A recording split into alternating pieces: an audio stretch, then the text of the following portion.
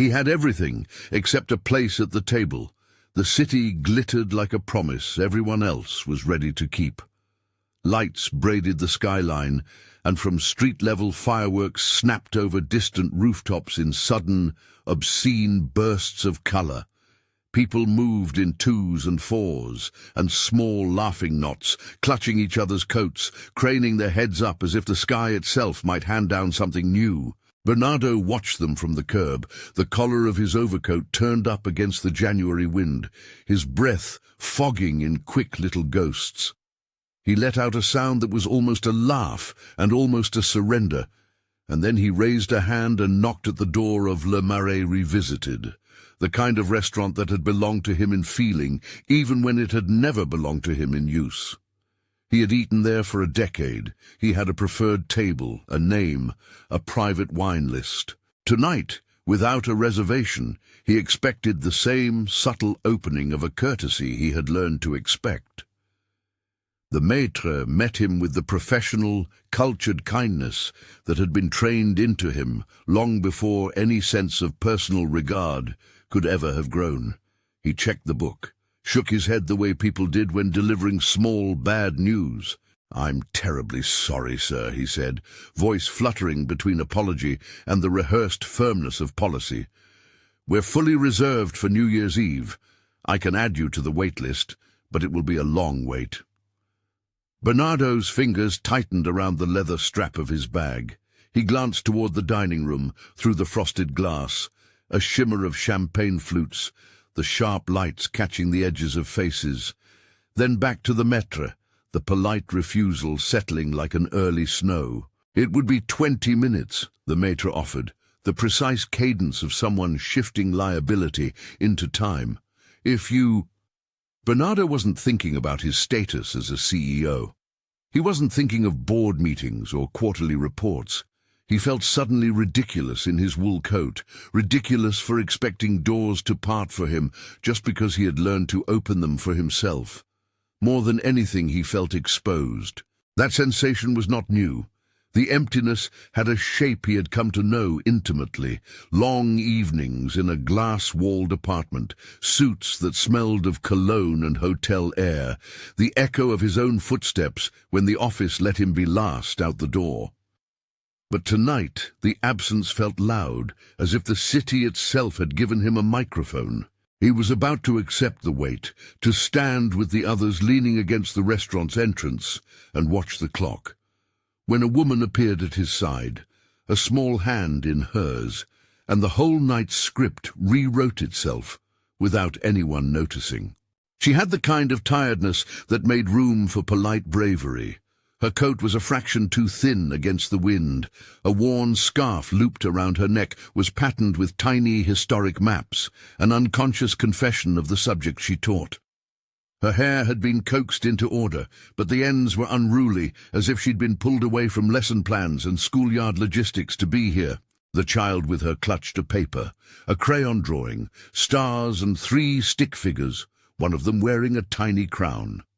"Excuse me," she said to the maître, to the world, to the man in the doorway. "Do you have space for 3? We made it here with time, but—" "We're full, ma'am. I'm afraid—" "No," she said, not unkind, just decisive. She looked past the maître straight at Bernardo, then back at the book, and then she offered a different kind of solution. "If there is any possibility, would you mind sharing a table? My daughter is 7. We didn't want to be out all night, but the school had the holiday pageant, and—" Bernardo had been preparing himself to be politely invisible. Instead, he was offered an inclusion so simple it stung. He hesitated because of habit, the muscle memory of being a man who bought his way into rooms without asking.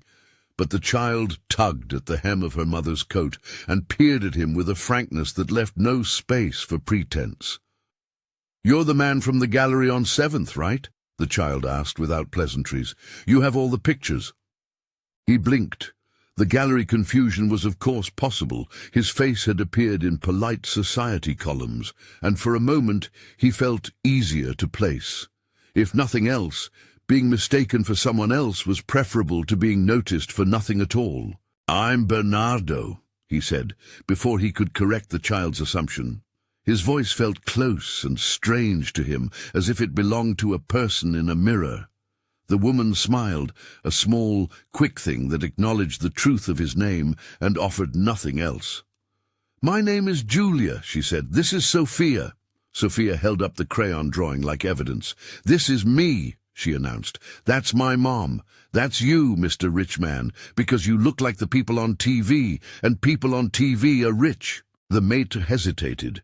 Briefly flustered by the sudden rearrangement of his charted night, he found a small table for three, smaller than Bernardo's usual perch, nearer to the buzz of other diners, and indicated that a bottle of house champagne would be brought in honor of the evening. The table, when it was set, had an intimacy to it. A candle, a bread basket, a small dish of butter whipped with herbs, and a folded napkin that had been pressed into service as a placeholder for relative normalcy. Bernardo sat. The chair felt narrower than his dining chair at home. He set his watch on the table for a reason he couldn't articulate, more a way to feel the heft of time than to keep it. It was a Swiss piece, an inheritance from his mother that ticked with a reliable, unostentatious click, the kind of sound that had accompanied many difficult boardroom decisions and fewer good ones. Across from him, Julia took off her gloves and smoothed the edge of her scarf. She had a modest ring on her finger. Nothing ceremonial, the kind she might have bought from a craft fair or been gifted by a student. Her hands were small, calloused at the base of the thumb, with the subtleness of someone who graded paper by the hundreds. Sophia inspected him like a new book. "Do you like chicken?" she asked, as if the conversation's stakes could be reduced to poultry. "I do," Bernardo said. "I like good food." Sophia glanced at the menu as if it were an ancient scroll, and then at the bread basket. She tore off a corner, spread butter with an expert thumb, and offered a piece to Bernardo as if bestowing a coronation. They ordered a risotto to start, then a simple fillet, and for Sophia, a plate of roasted vegetables, the sort of meal a careful parent arranged at home. The waiter moved between them with the same polished quiet that had refused Bernardo moments earlier. Culinary staff are custodians of ritual as much as maitre d's are of access. The city hummed beyond the windows, horns and shouts punctuating the night like punctuation marks. Conversation arrived like a patient guest, tentative at first. Julia asked the ordinary questions, about work, about the city, phrased to be casual and not prying. Bernardo answered as if he were a script filler, lean but true. He mentioned the gallery, a few foundations, his company in the kind of elliptical way rich men sometimes had when they were trying to sound both modest and practical. "What do you do?" Julia asked finally, not sure if she was asking for information or for a way to hold the space between them. "I'm a CEO," he said, and the word sat oddly in his mouth. It felt like armor and a confession at the same time. "I run a couple of companies," Sophia chimed in. "Do you own your company like you own a toy store?" "You own it like it's something you look after," Bernardo offered, approximating a gentler metaphor. He was unused to explaining himself to children. With adults he could gloss, with investors he could recalibrate. With a 7-year-old, there was only the truth that presented itself. Decisions, people who worked, numbers that needed to make sense by day and sometimes swallowed lives by night. Julia listened, not with the curiosity of someone accepting gossip, but with the careful attention of a teacher who had learned how to weigh words. "I've always loved history," she said. "People's stories, how they make things with their hands and then leave them to us to try and understand." There was more to her sentence, a layer he caught in the way she chose her cutlery and wrapped a smiling arc around the edge of the napkin. She patched her life together with small resources, after-school programs, a modest apartment with a view of a brick courtyard, lessons planned between shifts at the local library. Sophia, meanwhile, narrated the pageant in sharp, confident bursts. Costumes that had been a disaster, a teacher who cried, the exact number of tambourines that had fallen off during the finale. When she reached the part where she had come down the steps and chosen a seat near the front, she looked at Bernardo and said plainly, "There was a lady who cried because her son couldn't come, and she held my hand. She told me to be brave." The sentence landed between them. Bernardo watched the little mouth and heard an echo of his own mother in the concept of holding hands to be brave. His mother had been the kind who smoothed the edges of nights with patience and made sure everyone was tucked into the story of themselves. After she died 2 years ago, his world contracted into calendars and phone calls and dinners without names, pressed into the chair opposite him. He had been diligent in public ceremonies of grief, statements, biographies, proper arrangements, but he had not noticed how the small acts of an ordinary evening could vanish in the absence of someone's hands. The risotto arrived, steaming white and glossy. He tasted it slowly, letting the texture fill the space his grief had carved. He found himself telling Julia about his mother, an admission so simple it surprised him. He spoke of the quiet routines she'd kept, of a wristwatch she had slipped onto his wrist and said, "So you'll know when to come home." He avoided the word abandonment when it came to his father, letting a pause do the work of truth, the letter, the silence, the holidays that had gradually moved from shared tables to separate calendars. Julia listened the way people do when they are saving their own breath for the right moment. She responded with fragments: the price of a piano for the school's music room, the smallness of her apartment, the way a scraped knee could feel like the end of the world when you're little and the world keeps moving on. Bernardo felt exposed, and yet there was something reliable in the way she returned to Sophia's jokes, to counting comets across the street through the window, to folding the napkin just so. He noticed the way she chewed, the earnestness in her mouth, the steadiness under the edges of modest fatigue. Sophia surprised him again by asking the sorts of questions adults avoid. "Were you happy when your mother was alive?" she asked. Her eyes were wide. Her expectation was not to judge, but to understand. Bernardo blinked. He closed his eyes for a second and let a memory rise, the scent of lemon oil on his mother's kitchen counter, the sound of a radio playing an old tango while she set down plates, a wristwatch catching light on a summer afternoon. "Mostly," he said.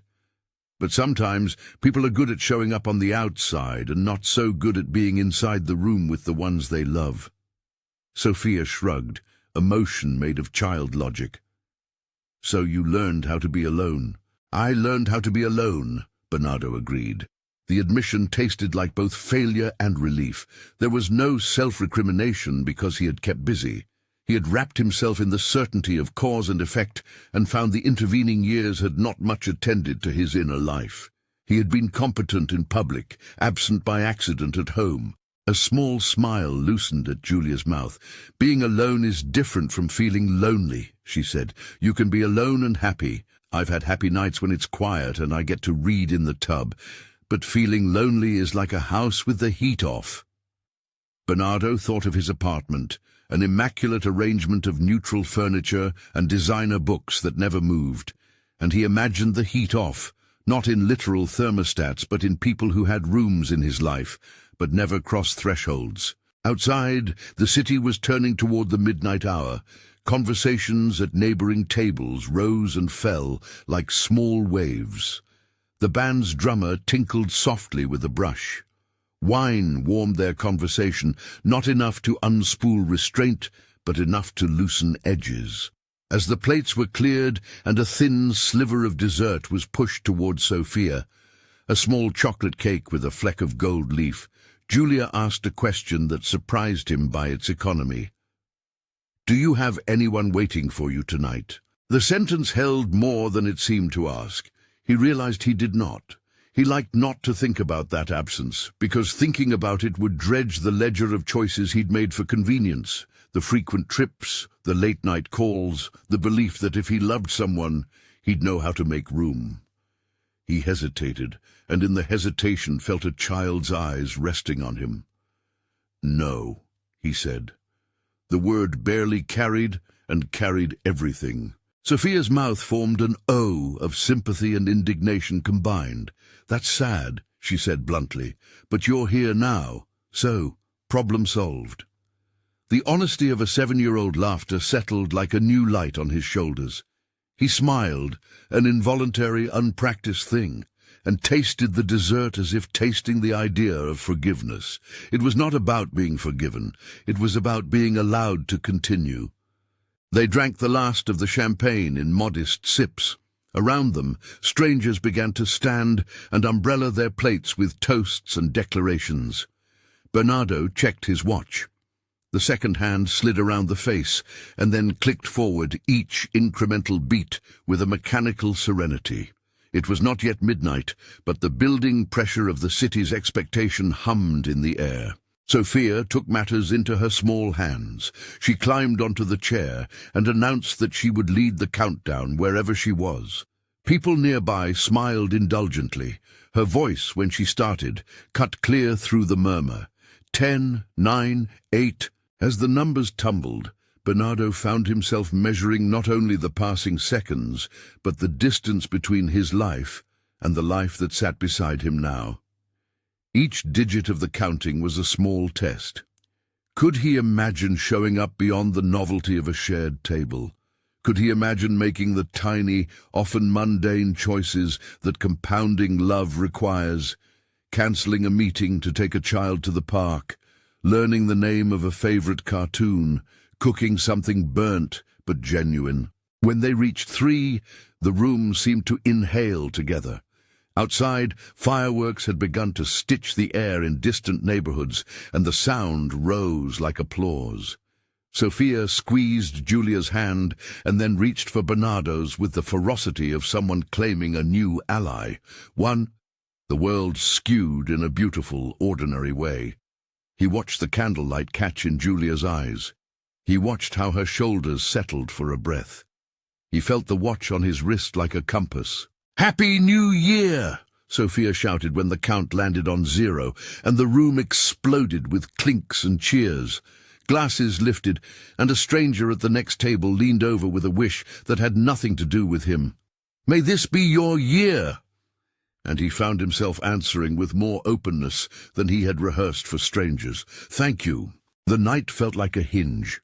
The moment after midnight often does in stories. In life, it is mostly a transition from one set of habits to another.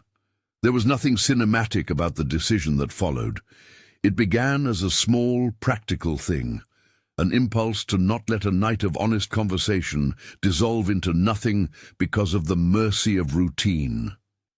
He had the maître's ledger in his mind, the neat little box where faces were assigned and numbers recorded. He could have let the moment pass and let anonymity reassert itself.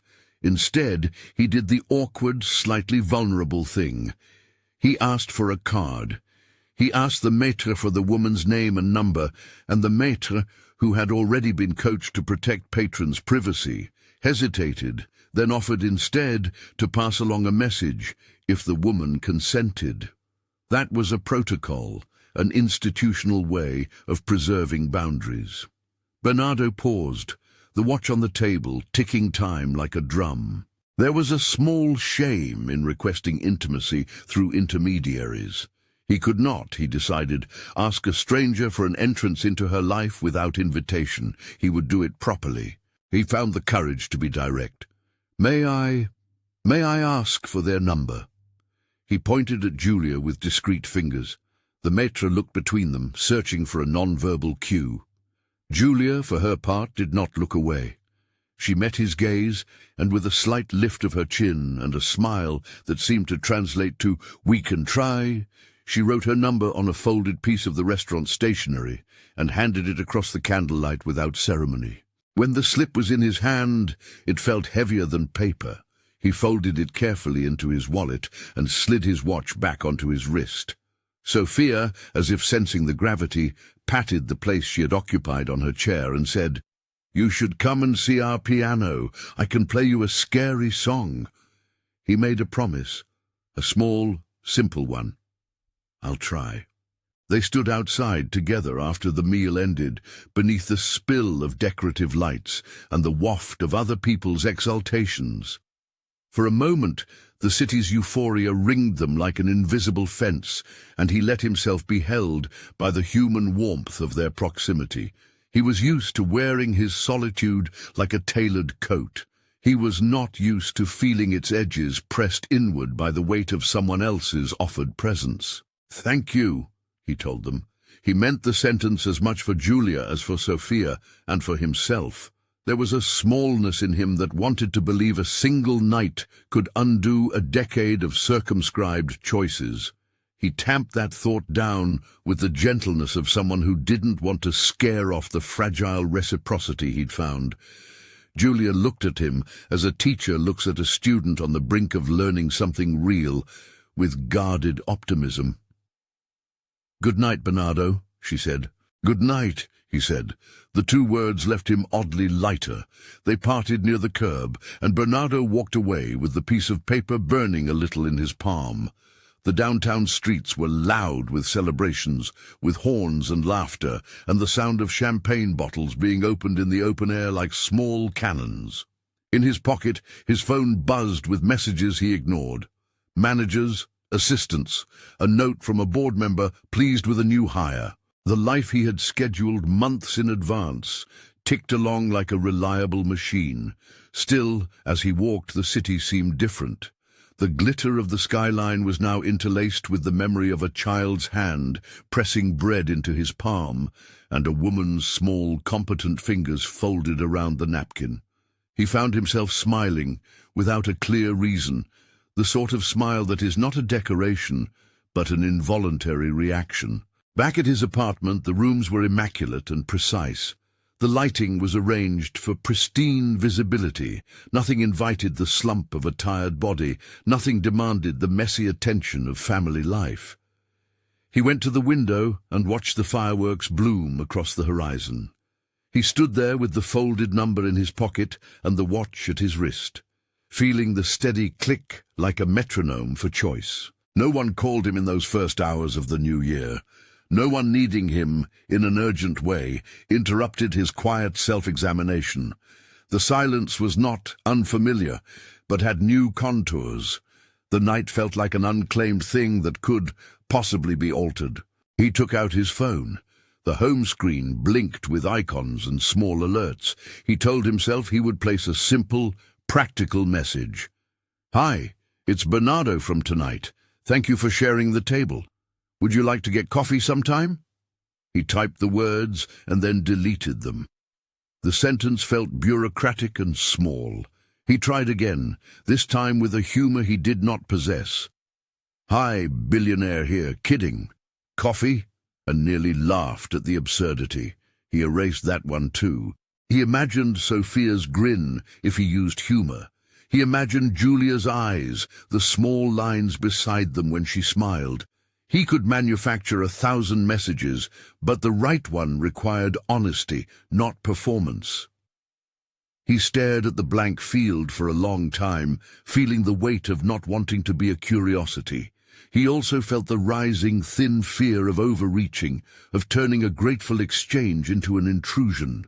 At 2 a.m, he still sat on the edge of his sofa, the city's fireworks reduced to distant echoes.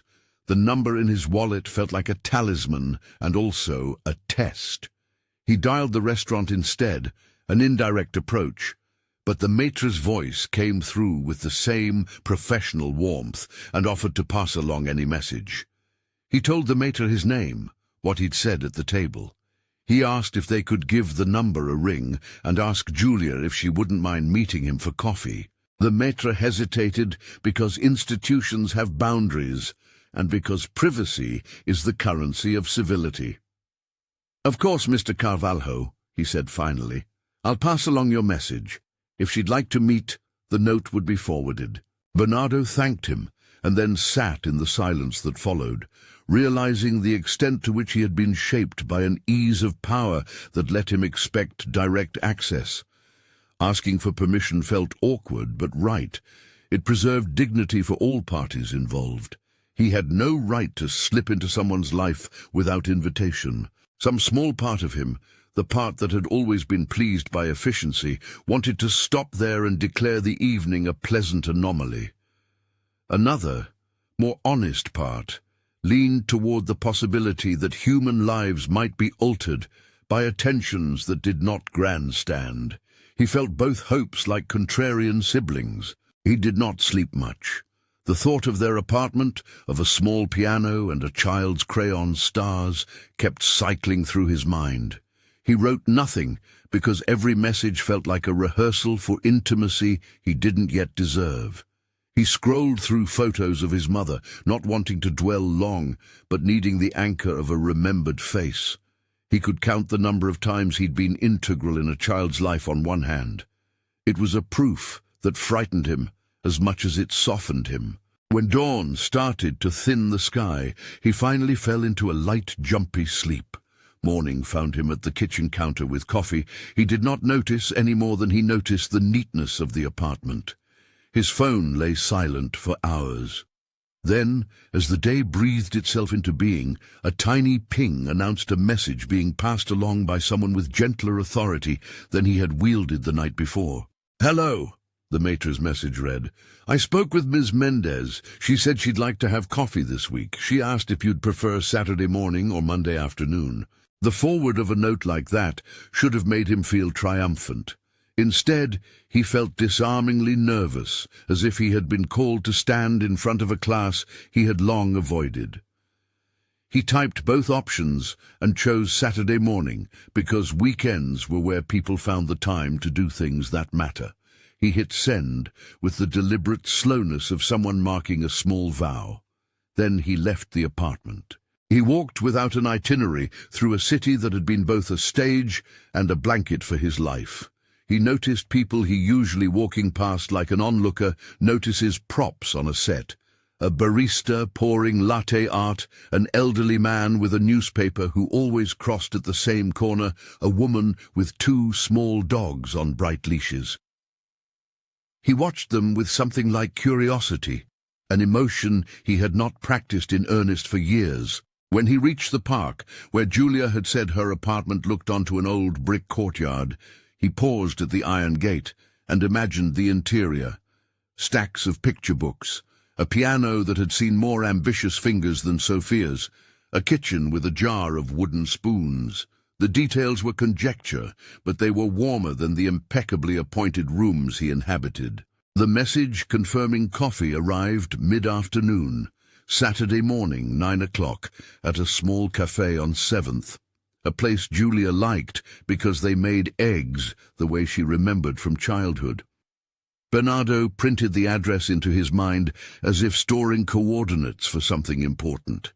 He told himself he would act with care and respect. He told himself that presence was the work, not any great gesture. He realized, with a clarity that felt nearly physical, that whatever this would become would not be governed by money or title. Money had opened many doors for him, but this door, tonight, had been opened by a woman who refused to allow a child to go without a place at the table. If anything changed in him now, it would be because of choices he repeated, not a single grandiose proof. Saturday arrived with a nervousness more acute than any deal negotiation he'd encountered. He steeled himself by rehearsing simple conversational anchors. Ask about the pageant, ask about lessons, ask about anything that tethered them to the ordinary. He told his assistant he had a personal engagement and would be offline for the morning.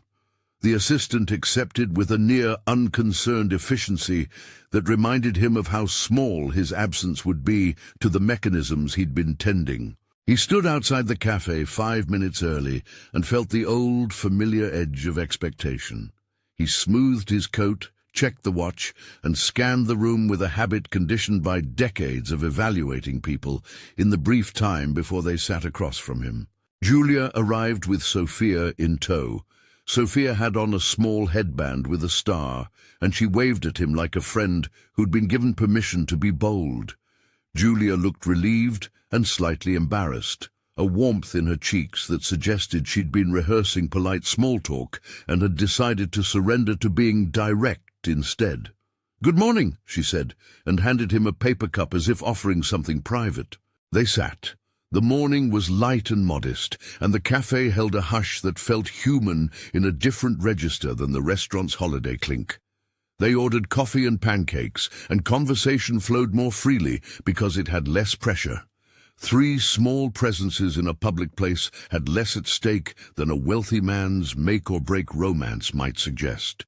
Sophia and Bernardo traded small confidences, favorite cartoons, embarrassing school moments, the exact number of times Bernardo had fallen off a bike in childhood. Julia watched them with a soft expression that registered appreciation and a guarded hope. At one point Sophia said, "When are you moving in?" And both adults laughed in a way that acknowledged the question's boldness and the impossible speed of children's expectations. Bernardo's laugh was honest. He realized there was something almost holy in being asked to be ordinary, to show up for pancakes, to notice a child's drawing, to accept a small compliment when it arrived. He listened when Julia spoke about her mother, who had taught her to braid hair on cold mornings. When she told him about the after-school program she ran and the long list of small expenses that never added up to something a grant would cover. He watched as she moved through explanations with the authority of practical endurance. By late morning, after a walk through a nearby park where Sophia danced around pigeons and pointed out the correct names of trees she'd learned in school, Bernardo felt a new kind of tiredness, the kind that comes from honest exertion. It was not the exhausted emptiness he had known. It was the pleasant fatigue of someone who had used his heart instead of his calendar. The watch on his wrist still ticked, but its sound had softened into the background. He found himself holding a small key between his thumb and index finger, a brass thing on a worn chain, one of the small things he'd carried since his mother's funeral. He'd always kept it with him without being able to say why. Tonight, the key felt like a symbol he had not yet learned how to interpret. Sophia tugged at the key at one point and asked simply, "What does that open?" Bernardo considered answering with a practiced aphorism. Doors are for opening, but instead he surprised himself. "It belonged to my mother," he said. "I don't always know what it opens anymore, but I like to carry it." Sophia's eyes were serious, the way children become suddenly sages when confronted with tenderness. "Maybe it opens places you don't expect," she said. He kept the key in his pocket that afternoon because he couldn't think of a better place for it. The hours settled and folded into one another. He realized that the extraordinary thing was not that he'd been refused at a restaurant one evening and then offered acceptance by a stranger. The remarkable thing was that a series of small acts, sharing bread, telling stories, making pancakes, had combined into a morning that felt like possibility. He did not yet know whether this possibility would lead to something grand. He had no illusions. The life he carried was complicated in ways neither easy money nor earnest intentions could simplify. But he felt, for the first time in a long while, that the work of being present might be a labor he was ready to try. He liked the idea of showing up and being steady for someone small and someone else. He liked the idea that his life might shift, imperceptibly at first, toward routines that counted. The day closed, not with fireworks but with a simple agreement to meet again. Sophia's piano lesson on Tuesdays, Julia's class performance in March, a barbecue at his father's house maybe in late spring. They spoke of these things with the casualness of people arranging to continue. It was a map of small commitments rather than a grand arc. Bernardo took the number still pressed in his wallet, and for the first time felt its paper edge quiet in the weight of something like intention. That night, home again, he placed the brass key on the counter and turned off the lights one by one. The apartment felt less like a stage and more like a room that might, with careful tending, turn into a home. He poured a glass of water and sat by the window, watching the city breathe in and out beneath him. He thought of Julia's hands, the way she folded a napkin with tiny, efficient motions, He thought of Sophia's blunt questions and the sincerity of her wishes. He thought of the maître's ledger and the small kindness that had started a sequence none of them could have anticipated that first night. He thought of the way his mother had told him to come home at a certain hour, clutching a watch in his palm like a promise. There were practicalities to navigate, of course, boundaries, schedules, the careful negotiation of privacy. He had made his first move responsibly, asking through the restaurant, then accepting an invitation to coffee. If anything, his cautiousness had been a sign not of inaccessibility but of respect. He had learned that respect does not always wear a suit. As the night deepened, he took the step that, for him, felt like a small leap.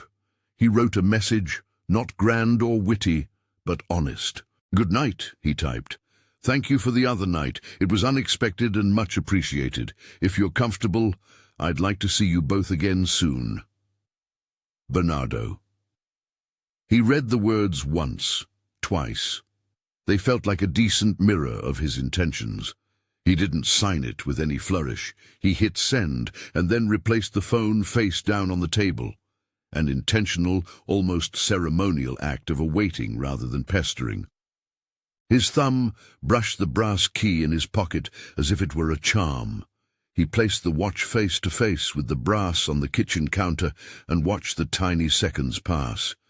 The small artifacts of his life were gathered like witnesses. When the reply came, it was simple and immediate. "Good night, Bernardo. We had a lovely time too. See you Saturday?" The message was polite, warm, and unstaged. The exact tenor he hoped for. He didn't laugh with relief. The sensation was quieter, a small loosening. There was still a world of complications to negotiate: workload, childcare, skepticism from friends, the messy boredom and rights of parenting. None of that had been solved by a text. But the flow of events had turned. A single refusal at a restaurant had, in a few small acts, led to an offer of shared life. Not grand declarations, but small reciprocities. Bernardo sat at the kitchen counter with the watch's steady metronome and felt the unfamiliar comfort of having an appointment that mattered for reasons beyond profit. He had been handed, by a woman who carried maps in a scarf and a child who drew stars, an invitation to build something that would require the daily labor of showing up. Outside, the city pulsed on. Inside, the apartment's lights felt less sharp, as if softened by the presence of an idea taking root. He tucked the brass key back into his pocket, not because a key opens everything, but because it seemed important to keep it near, an emblem, perhaps, of the slow work ahead. He turned out the lights, and with the watch's tick still faint in the quiet, lay down and let himself imagine a series of ordinary mornings. Coffee in a slightly crooked mug, a child's homework sprawled across a table, a father learning to braid hair because it mattered, a small man-child teaching the piano, the proper count. The visions were unpolished and human. They were not promises but possibilities. Somewhere in the night, as the city finally stilled after its fireworks, Bernardo slept the way people do after they have started to change, with a tentative hope that felt already like a habit worth cultivating. Morning came with small, ordinary things.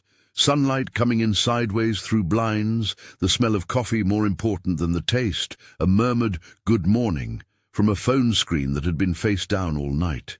He moved through the day with the feeling of someone who had finally been assigned a task that mattered, less because it promised triumph and more because it demanded attention. It was a steadying kind of gravity. Saturday's piano lesson felt like a test he was eager to pass. The studio was a narrow room above a bakery, sourdough scents and the muffled hum of ovens beneath their feet. More domestic than any cultural center he'd ever commissioned. Parents clustered in folding chairs, tapping shoes and checking watches. He stood at the back, hands in his coat pockets, and watched Sophia climb onto a bench with the concentration reserved for small, important ceremonies. Her fingers found notes that were shy and then deliberate, and she looked up at him like she expected applause. He clapped when she finished, not because she needed it, but because he wanted to be part of the map of approvals that made a child brave. Julia's face flickered toward him and then softened. She did not invite conversation right then, and that was as it should be. They walked home through narrow streets where laundry hung like flags and a neighbor watered a potted lemon tree. The apartment they came to sat 3 floors up from street noise, mismatched curtains, a bookshelf buckling under the weight of library books, a small sofa that had been patched. The light here was warmer than the sterile brightness of his apartment, and the space felt lived in with the particular intimacy of small economies. "I'll carry Sophia's backpack," Bernardo offered, and the child trotted ahead, already announcing the precise contents: a snack, a drawing, a small tin soldier. Inside the apartment, Sophia rinsed the juice box and set it on the counter next to a dish of half-sliced banana bread. She pushed a crayon drawing toward him, stars and 3 figures again, but this time the stick figure with a crown now held a small rectangle he guessed represented a watch. "You're in it," she said, as if reporting on a census. "I am," he answered. He placed his palm on the fridge door, where a magnet held a printed school newsletter. The letterhead was from the after-school program where Julia taught. There were photos of kids making papier-mâché planets. He memorized those small, ordinary details, the way people learn a neighbor's habits. They are the constellations of daily life.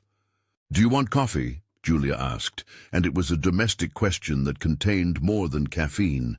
It asked whether he wanted to stay, whether he accepted the set of small logistics that accompany a shared life. "Yes," he said. He liked the honest simplicity of the reply. They ate banana bread with coffee in mugs that did not match, and the conversation moved in the quiet, modest cadence of people not performing an identity. Julia asked about his week in a way that matter-of-factness concealed care. He asked about Sophia's piano teacher and whether the after-school program had enough volunteers. He found himself listening more than speaking. When he spoke, it was with a concision that allowed Julia's words to expand, rather than crowding them with corporate metaphor. He told her about an investor meeting he had postponed because he was present in a room that mattered in a way a boardroom never would. Sophia took charge of a small household affair. She announced that it was time to water the plants, and the 3 of them moved like a small ritual. Bernardo learned which way to turn the tap without trampling the basil. He learned that in this apartment there was a jar of mismatched silverware by the sink and a stack of homework worksheets on the table. He learned that being useful could be as simple as refilling the sugar container when it ran low. In the days that followed, he carved out tiny, deliberate adjustments in his calendar.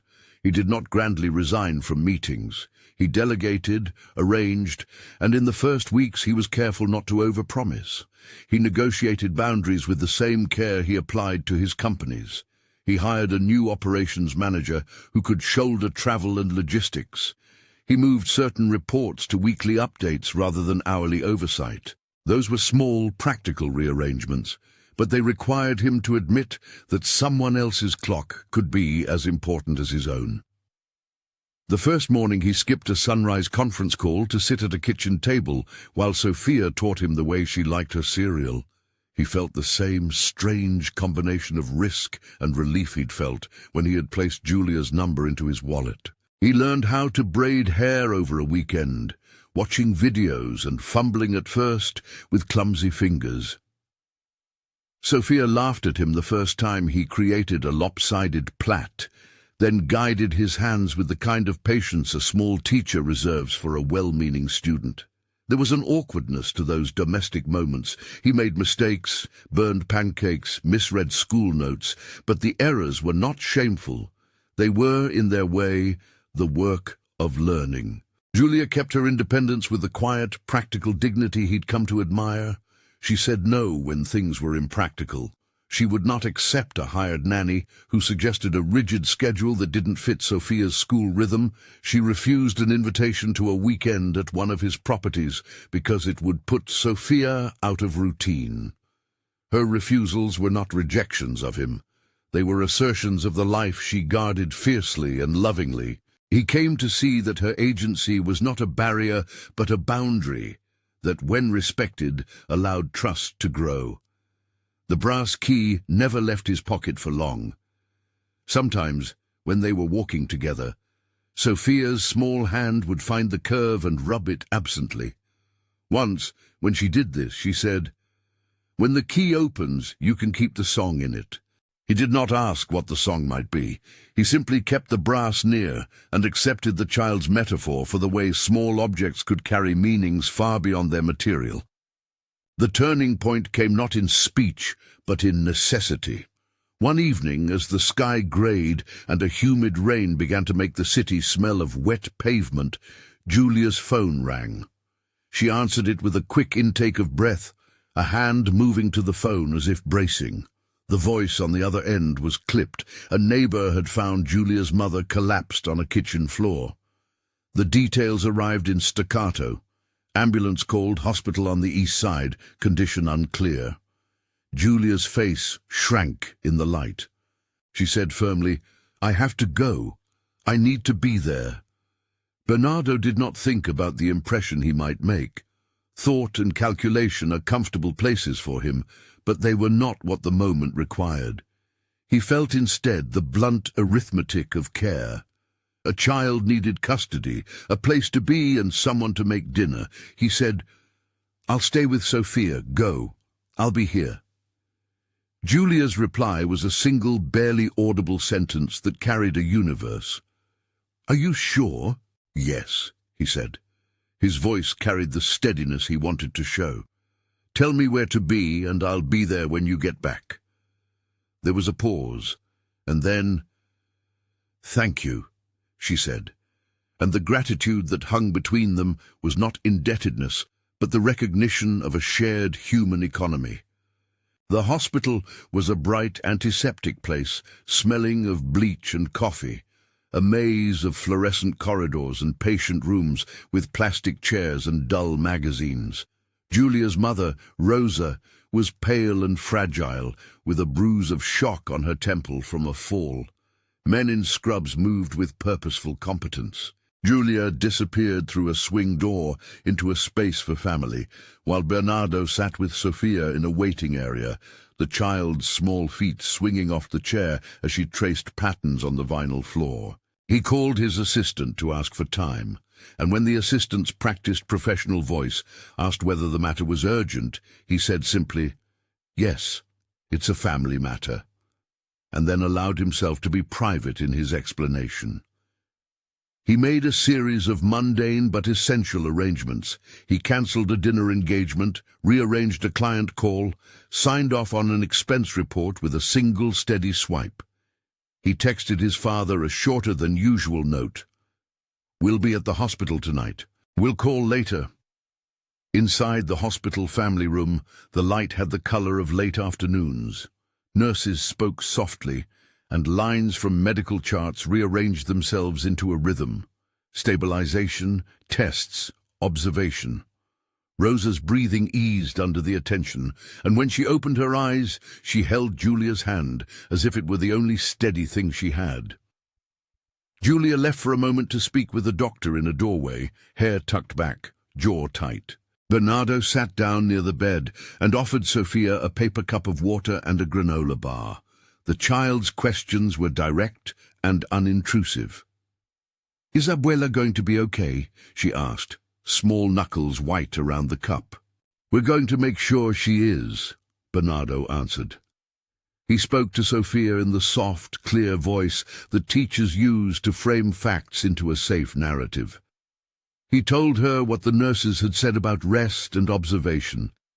He told her, honestly, that sometimes people got scared and quiet when their bodies misbehaved, that there were people whose job it was to help fix that.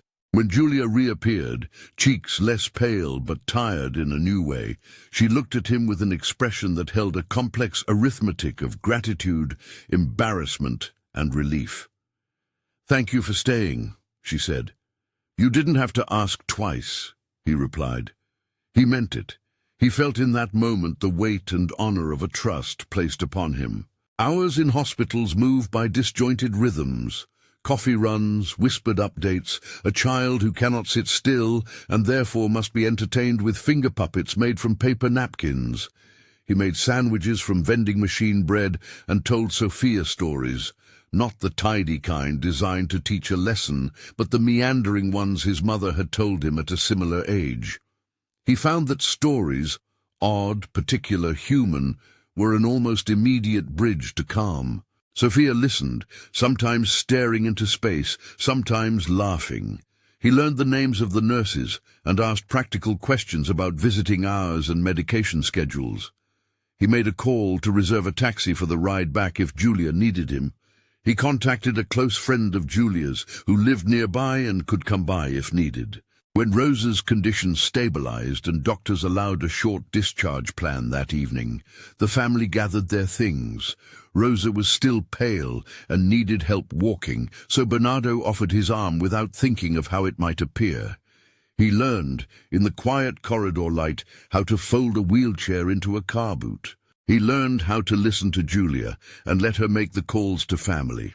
He learned the small administrative intimacies of healthcare, forms signed, prescriptions picked up, follow-up calls scheduled. He did not flinch from practicalities because he knew that love is often an economy of small, necessary acts. Over the next week, the reality of responsibility settled into a pattern. Julia's mother needed rest and help at home. Julia rotated hospital visits with a neighbor who could stay the night. Bernardo took on school drop-offs twice while Julia slept during the afternoons. He made dinners at odd hours, meals designed to be nutritious and uncomplicated, roasted chicken, brown rice, a vegetable that tolerated being slightly overcooked.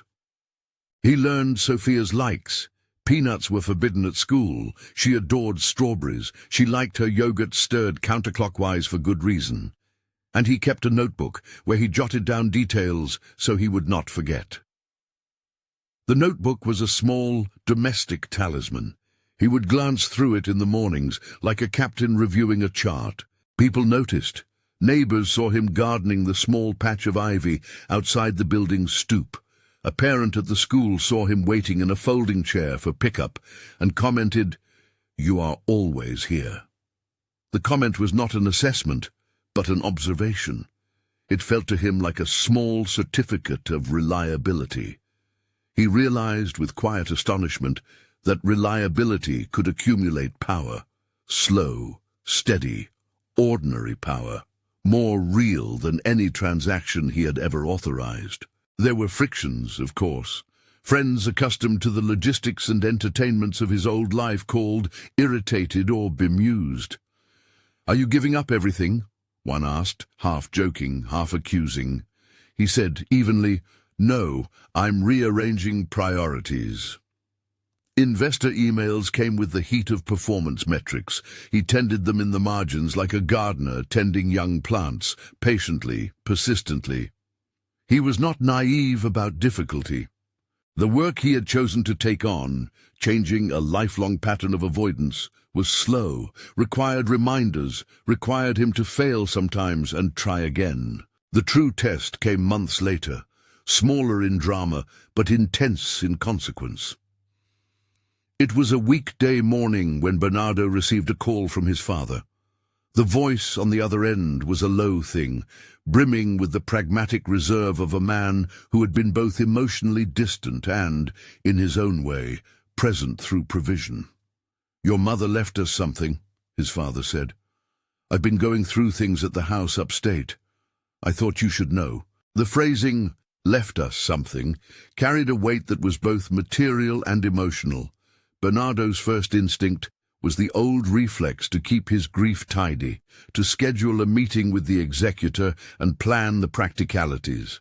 Instead, he felt an uncomfortable flutter, the way his father's voice had softened at the end, a hint of wanting to reconnect on unfamiliar terms. He agreed to come the following weekend. That weekend, he drove out of the city toward the country where his father's house sat among maples and a long driveway that still smelled of crushed leaves. He had not planned to bring Julia and Sophia, but he did, on a quiet impulse. There is an unsaid courtesy in introducing someone you care about to the people who shaped you. He wanted his father to see the life he was choosing to build, not as a performance, but as evidence. The drive was long enough for polite small talk, and then silence, then the kind of conversation with Julia that feels like testing the temperature of a pool by dipping in a toe. He told her in fragments about afternoons in that house, his mother's knitting, the way she set out decanters on holidays, the sound of his father's boots on creaking floorboards. Julia listened with the patience of someone learning a new language of family dynamics. His father's house was an old place that smelled of varnish and pine.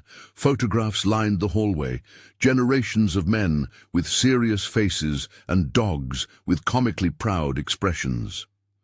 Bernardo's arrival registered with the ease and strain of habit. His father greeted him with a hand squeeze that was more physical than emotional. The man was not demonstrative, but he was not cold. He moved with the economy of someone who had spent a lifetime building things and who expected endurance rather than flourishes. Julia and Sophia's presence softened the room in a way that surprised Bernardo's father. He was a man of few words, but he had an eye for details. He watched how Bernardo poured coffee, how he asked Sophia about school, and then listened. Later, as they sat down to a modest dinner around a table that had been polished by hands that had lasted decades, his father said, in a voice that had the fragile edge of being close to an admission, "It's good to see you involved." It wasn't a full apology or a grand admission of fault. It was a statement that carried the weight of approval a man like his father could comfortably offer. Julia, who had been watching the exchange with cautious kindness, met the elder man's glance, and with natural poise said, "Thank you for having us." The evening moved in acts of small reconciliation. Bernardo's father told a story about a stubborn plumbing problem he had when Bernardo was a boy, a tale that ended with the younger man learning how to tighten a valve. The anecdote was neither confessional nor triumphant. It had the texture of life. Later, when they were alone on the porch and the stars had come out in honest clusters, his father reached into a drawer and took out a small wooden box he'd been carrying since his wife had died. He set it on Bernardo's lap. "I found this in a cupboard," his father said. "Thought perhaps you'd like it back." Inside was an old brass key, worn at the edges and with a patina of years. The key was similar to the one Bernardo had carried since his mother's funeral, but older, bigger, heavier. Bernardo felt something tilt inside him at the sight of it, an echo that had nothing to do with doorways and everything to do with permission.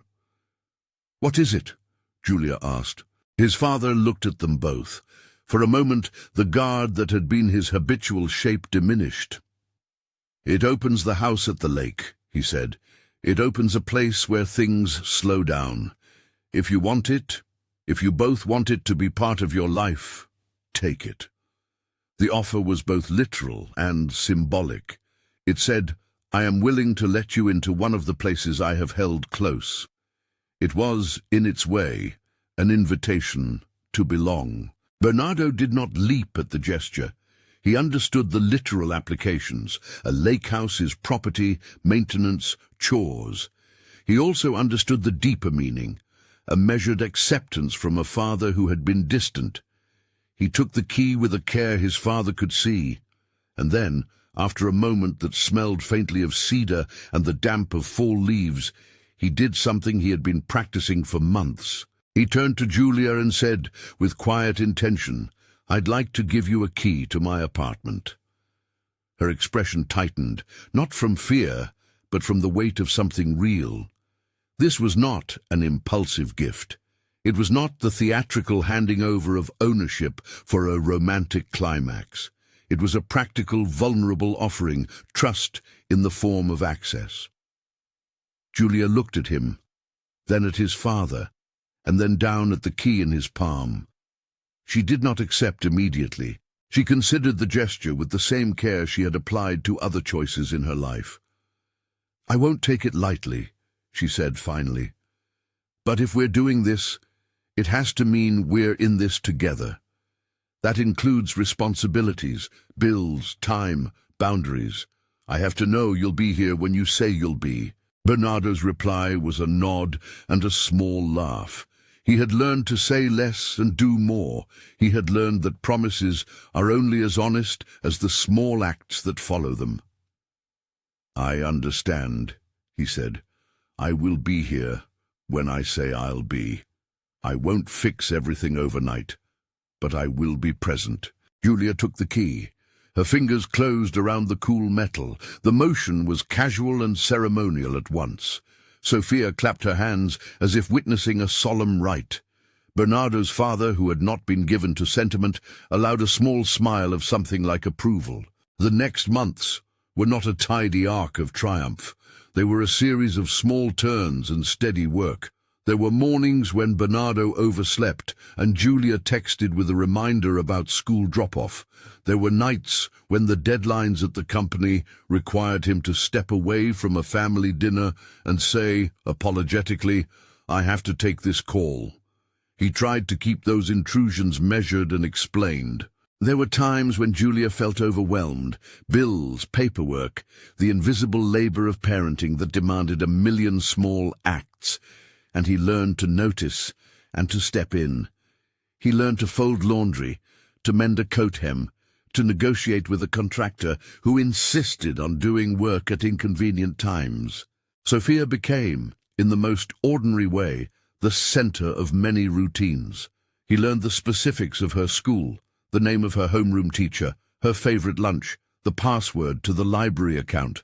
He came to sit in the audience at her recitals and to cheer at the exact right decibel. He made pancakes on weekends, sometimes lumpy, sometimes dreadful, sometimes perfectly browned, each attempt a ritual that told Sophia and Julia, in a language beyond words, that he was willing to learn. There were also tender, quiet milestones that measured progress. He and Julia began to plan weekends together, without the theatrical pressure of romance.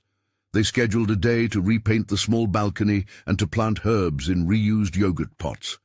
They argued once about the best way to set a bedtime routine. She resisted the parental impulse to make every night a program.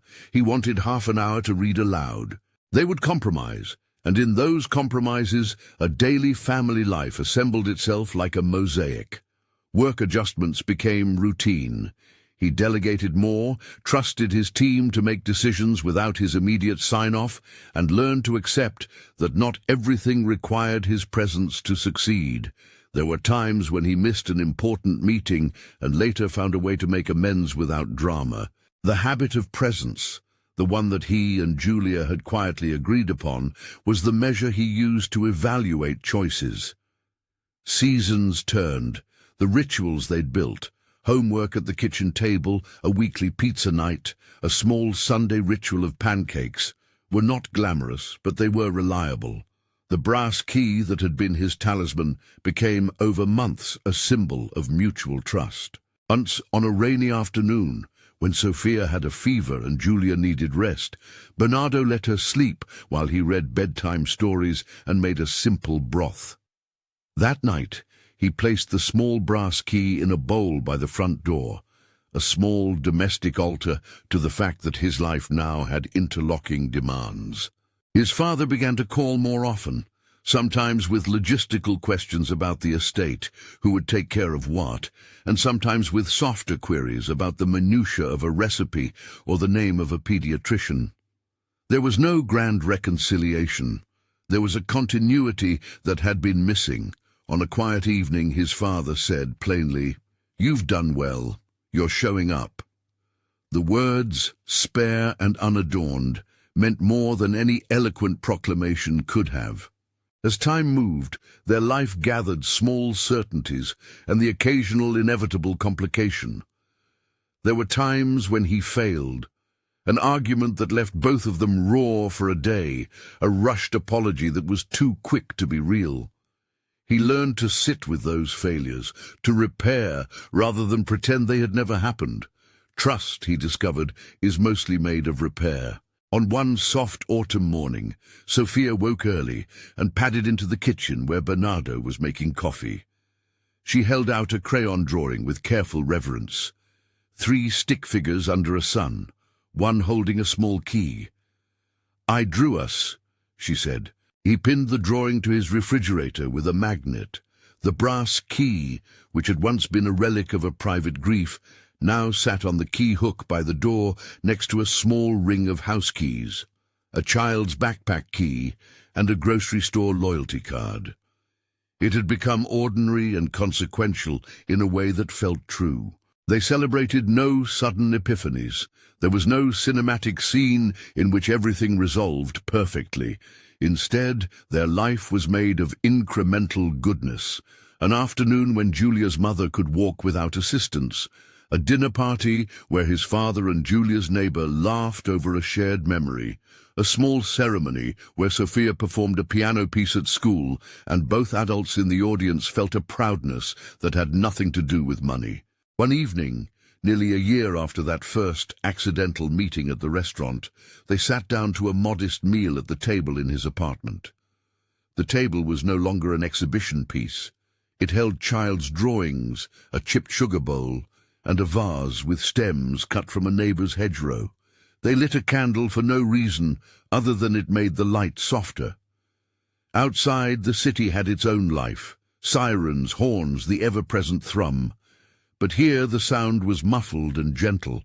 Bernardo reached across the table and took Julia's hand. He did this not as an announcement, but as a habitual kindness, a small touch that acknowledged the work they were both doing. She squeezed his fingers back, an answer that said both yes and also quietly, "Keep showing up." "You were right," he said, "about the difference between being alone and feeling lonely." She laughed, a small, genuine sound that had earned its space. "I knew that long before you," she said. "I had to survive a lot of lonely nights." He met her eyes. There was no grand oratory, no promise that he could not keep. "I will keep showing up," he said. "There will be days I fail, but I'll be here." Sophia, who had been setting the table with an insistence on symmetry that only children have, stuck her head in the doorway and announced, "We're going to watch the stars from the roof tonight." They went up to the roof with blankets and hot chocolate and looked out at the city's soft constellations. Fireworks, rare now on a regular night, bloomed at a distance, cousin to the ones that had punctured that first New Year's Eve. Sophia leaned her head on his shoulder without ceremony. Julia's fingers found his and held.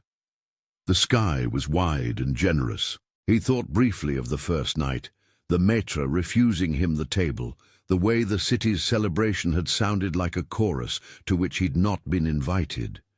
He thought of the brass key in his pocket, and of the wooden one his father had handed over, and of the way a child's hand can alter a man's orbit. They had not become a perfect family. No one had promised them that. They had taken on the slow, sometimes clumsy labor of belonging to one another. They had learned that presence beats grand gestures. They had learned that trust is a series of small acts that add up over time. They had learned to accept help and to give what they could with humility. When the night settled, Sophia fell asleep with her head on a cushion between 2 adults who had chosen to stay.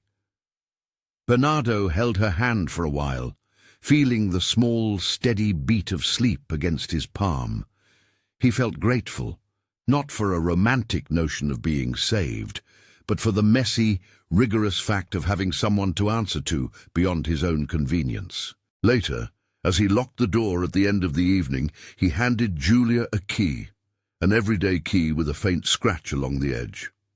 It was the key to his apartment, a modest brass token that meant nothing by itself and everything in practice. "For when you need to come by," he said. His words were practical, not theatrical. She took it. "We keep each other's keys," she said, and the sentence had the simple power of a pact. Their hands met over the metal for a brief second, and then they let go, both of them smiling at the ordinariness of it. He did not imagine a life without difficulty. There would be more long nights of hospital vigilance, more arguments about finances and boundaries, more small disappointments. But when he thought about the past, about the hollow echo of an apartment without a child's laugh, he was grateful for the difference. They went to bed that night with the confidence of two people who had chosen to practice being present. No illusions, no theatrics, just the slow accumulation of daytime rituals, repairs, and breakfasts. The watch on his wrist ticked on, as it always had, and now its sound marked not only the passage of time, but the steadying rhythm of a life reshaped by small acts. Outside, the city moved on. Inside, a child slept. A mother kept watch beside her with a hand on a blanket, and a man who had once assumed that success meant being alone had learned the cost and the reward of choosing otherwise. If this story touched you, share it with someone who believes in the quiet power of showing up, and subscribe for more stories about ordinary acts that change lives.